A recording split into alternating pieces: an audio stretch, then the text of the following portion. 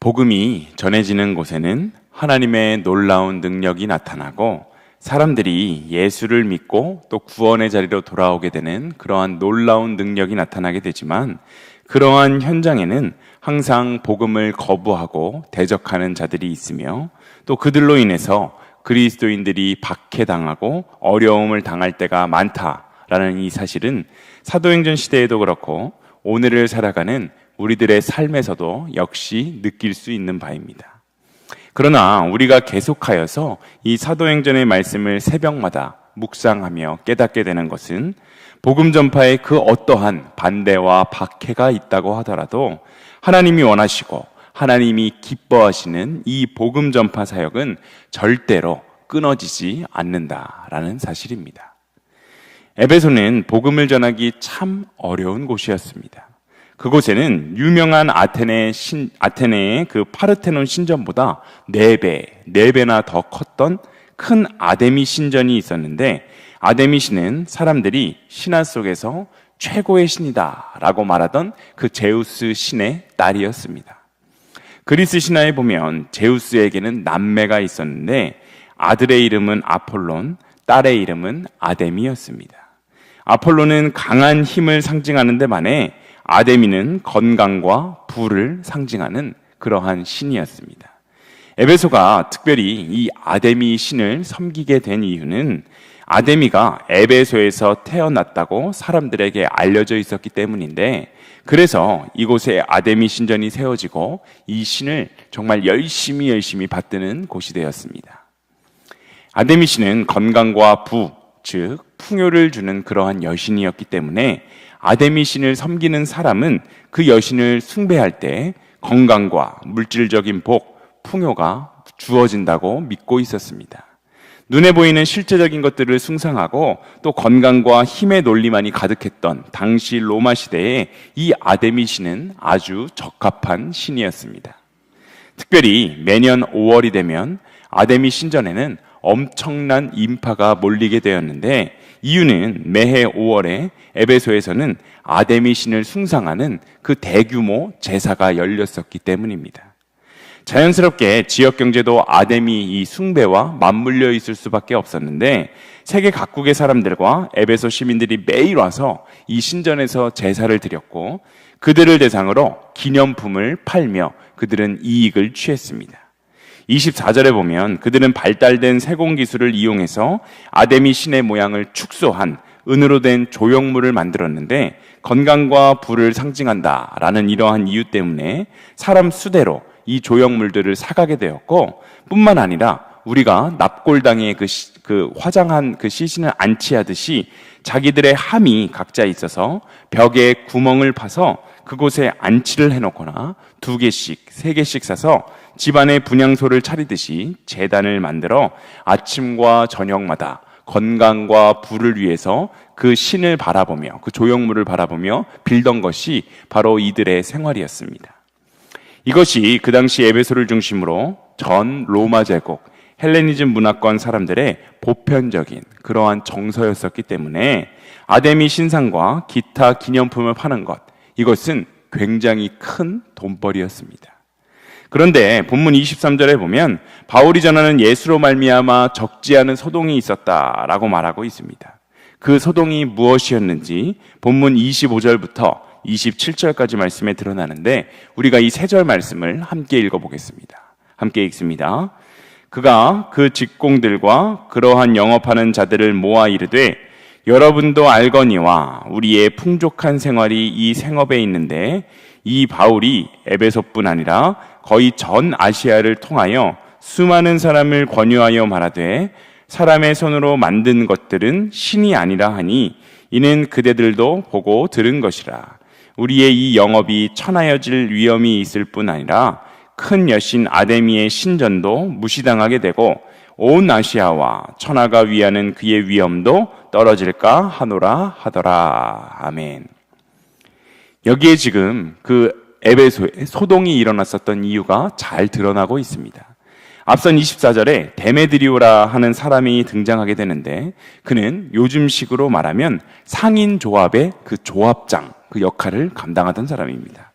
특별히 아데미 신전의 상가 조합에서 조합장 위치였다면 굉장히 높은 지위를 갖고 있었던 것인데, 그런데 그가 어느 때부턴가 시장에서 그 수익이 자꾸 조금씩 떨어지는 것을 보게 됩니다. 당시 상황에 비추어 보면 그들이 장사하던 그것은 절대로 망할 수가 없는 장사인데 자꾸 수입이 떨어지게 되자 그는 이유를 찾아보기 위해서 이리저리 수소문을 하게 되는데, 그 사정을 알아보니 몇 해 전부터, 즉 바울이 에베소에 와서 두란노 서원에서 전혀 듣도 보도 못한 교리를 가르치게 되는데, 그 교리를 들은 많은 사람들이 깨달음을 얻게 되고 그 배운 대로 삶을 바꾸어서 하나님께 순종함을 통해 더 이상 우상을 섬기지 않아서 자신들의 그 수익이 조금씩 떨어지고 있다라는 것을 알게 되었습니다. 더군다나 그 영향력이 에베소에서만 한정이 되는 것이 아니라 점점 아시아 전역으로 넓어지고 있다는 사실을 깨달은 그는 엄청난 위기감을 느끼게 됩니다. 그래서 그는 이러다 우리 모두가 망하게 되겠다라고 상인들을 호소하며 직공과 상인들을 선동하기 시작한 것입니다. 종교적인 명분을 이야기하기도 하지만 사실 가장 큰 이유는 경제적인 이유였습니다. 우상을 만들고 판매하는 사업이 위축될 것 같아서 사람들을 모아서 폭동을 일으키기 시작한 것입니다. 자신들의 밥벌이가 자꾸 줄어들기 때문에 이러한 소동을 벌인 것입니다. 그들에게는 어떤 신이 진짜인지, 아데미 신이 진짜인지, 하나님이 진짜인지 이것이 중요하지가 않았는데 그들은 돈이라는 그러한 우상을 섬기는 사람들이었기 때문입니다. 이러한 선동으로 인해서 결국 사람들은 완전히 넘어가게 되었고 이렇게 말하고 있습니다. 본문 28절도 함께 읽어보겠습니다. 28절입니다. 그들이 이 말을 듣고 분노가 가득하여 외쳐 이르되 크다 에베소 사람의 아데미여 하니. 아멘. 지금 바울이 전하는 그 메시지에 큰 깨달음을 얻어서 하나님의 자녀로 구원을 받는 사람들이 점점 늘어나는 반면에 선동으로 인해서 바울을 미워하고 바울에게 해를 가하려는 자들도 늘어나고 있음을 보게 됩니다. 바울을 해하려던 자들은 분노해서 바울을 찾아가게 되었는데 바울을 현장에서 발견하지 못하고 29절에 보면 무리가 바울의 동역자였던 가이오와 아리스다고를 붙잡아 연극장으로 몰려갔습니다. 그러자 바울이 그 가운데로 들어가려고 했는데 제자들과 주변 사람들이 바울을 만류하게 됩니다. 바울이 그 연극장 안으로 들어가게 되었다면 그 분노한 사람들에 의해서 큰 해를 당할 것이 분명했기 때문입니다. 이때 로마 서기장이 나섭니다. 즉 아무 까닭도 없는 사건으로 책망받거나 로마 당국에 의해서 문책당할 위험이 있다라고 말을 했습니다. 우리는 이 불법 집회에 관하여 보고할 자료가 없다. 다시 말해 아무런 이슈도 없다라고 말하고 있는 것입니다. 본문 37절을 함께 읽어보겠습니다. 37절입니다. 신전의 물건을 도둑질하지도 아니하였고 우리 여신을 비방하지도 아니한 이 사람들을 너희가 붙잡아 왔으니. 아멘. 서기장의 바른 판단과 설득력으로 바울과 동역자들은 큰 위기에서 벗어날 수 있었습니다. 하나님이 바울과 전혀 상관도 없는 이 이방인 서기장을 사용하셔서 바울과 동역자들을 보호해 주신 것입니다. 이렇듯 하나님은 하나님의 사람을 언제나 지켜보고 계시고 보호해주고 계신다라는 사실을 우리는 깨달아야 합니다. 특별히 서기장이 당당하게 나서서 이 분노한 무리를 진정시키고 바울 쪽 편을 들 수 있었던 것, 이 이유는 바울과 그의 가르침을 받은 그리스도인들이 어떻게 복음을 전했는지를 잘 보여주는 대목입니다. 사도 바울은 아데미상, 그것이 분명히 하나님이 기뻐하시지 않는 우상인 줄을 명백하게 알고 있었지만 그곳 사람들의 정서에 그 반감을 살 일을 행하지는 않았습니다. 종종 뉴스를 보다 보면 큰 절에 들어가서 그 불상에다가 십자가를 그리고 나온다던가 복음을 전하는 것이 위험하게 금지되어 있는 나라에 가서 무리하게 그들의 문화를 무시하고 저주하며 복음을 전하는 모습을 보게 되는데 결코 그것은 지혜로운 처사가 아닙니다. 바울은 그 어떤 물리적인 공격도 하지 않고 미련하게 보일 만큼 하나님의 말씀만을 증거했습니다. 결국 이 본문을 통해서도 우리가 깨달아야 하는 것은 하나님의 말씀만으로 충분하다라는 이 사실입니다. 우리가 잃어버렸고 회복해야 할 신앙의 원천은 하나님의 말씀만으로도 충분하다라는 이 믿음입니다.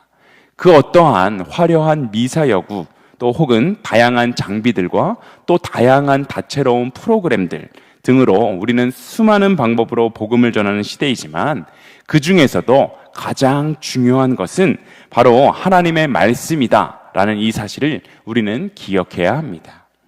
바울은 두란노 서원에서 오로지 묵묵하게 하나님의 말씀만 전하고 가르쳤습니다.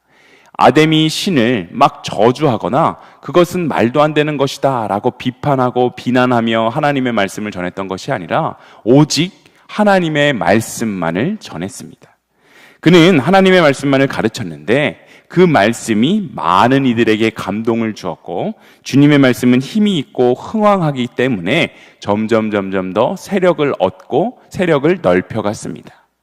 본문을 통해 우리가 깊이 생각해 보아야 하는 것은 내 주위에 믿지 않는 가족, 믿지 않는 친척들, 또한 믿지 않는 내 주변의 사람들에게 하나님의 말씀을 담대하게 선포하게 될 때 그들을 변화시키기에 하나님의 말씀만으로 충분하다라는 사실입니다.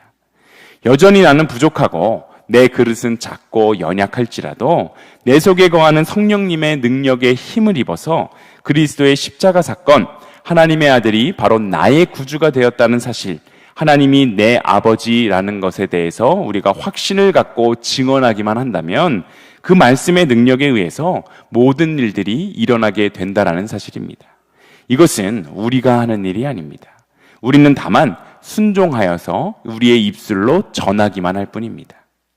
바울은 이 놀라운 비밀을 알고 있었습니다. 자신은 부족하고 연약하지만 특별히 외모도 별 볼 일이 없고 말도 어눌하게 전했었던 그러한 사람이었지만 그냥 전하고 가르치기만 할 뿐인데 그 말씀 자체가 능력이 있고 힘이 있어서 흥왕하여 세력을 얻어가게 되는 것을 그는 눈앞에서 항상 체험하였습니다. 결국 그의 그런 담대한 순종의 모습을 통해서 에베소뿐만이 아니라 아시아 전역을 뒤엎는 정말 엄청난 변화가 말씀 자체의 능력에 의해서 벌어지게 됐다라는 이 사실을 우리는 기억해야 합니다.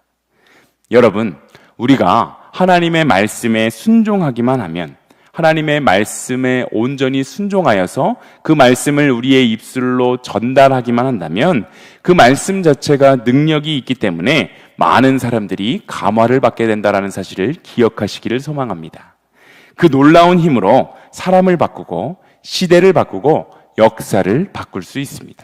오늘 하루도 나의 힘과 능력이 아니라 좌우로 날선 검과 같이 운동하는 능력이 있는 하나님의 이 말씀만을 의지하여서 그 말씀을 전하고 그 말씀을 통해 일하시는 놀라운 하나님의 역사를 바라보며 감사할 수 있는 복된 하루의 삶을 살아내시는 일신교회 모든 성도님들이 다 되시기를 간절히 소망합니다.